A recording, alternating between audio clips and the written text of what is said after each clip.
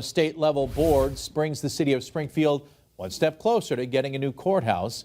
Western Mass News reporter Wesley Days has the details live for us tonight. Wesley, there's one person, though, who had some objections to the approval. Yeah, one member of the board shared their concerns, but they're not about building a new courthouse.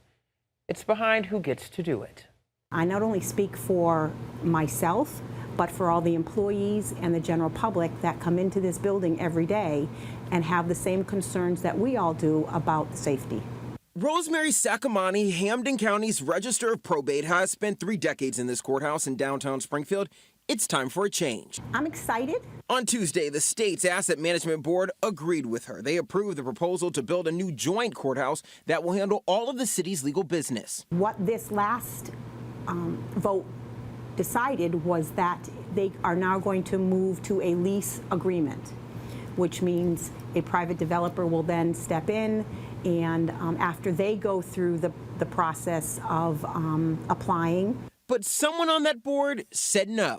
The people who work and use the Springfield courthouse and those facilities, they deserve a new facility. My no vote had nothing to do with that. The state's Inspector General, Jeffrey Shapiro, has some reservations, not on why they're building it, but who.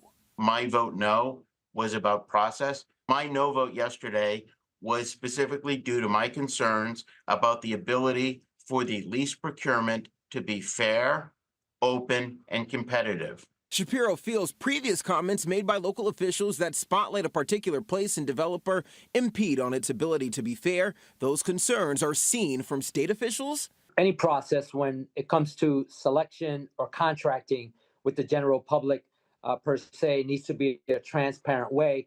To the people who have to sit in the courthouse every day. Ultimately, I believe it's going to be a fair, open, and competitive process. Well, Chris, you can imagine if it's in the city of Springfield, the mayor has chimed in. He says simply to us here at Western Mass News, I appreciate and thank the board for their vote, and I am glad the process to build a new state-of-the-art Roderick Island courthouse is moving forward. Now, I should be clear, we did reach out over concerns about that lease procurement that the Inspector General Shapiro just talked about there. The mayor's office told us they wanted to focus on the positive news. Reporting live in studio, Wesley Days, Western Mass News. Wesley, thank you for that live report.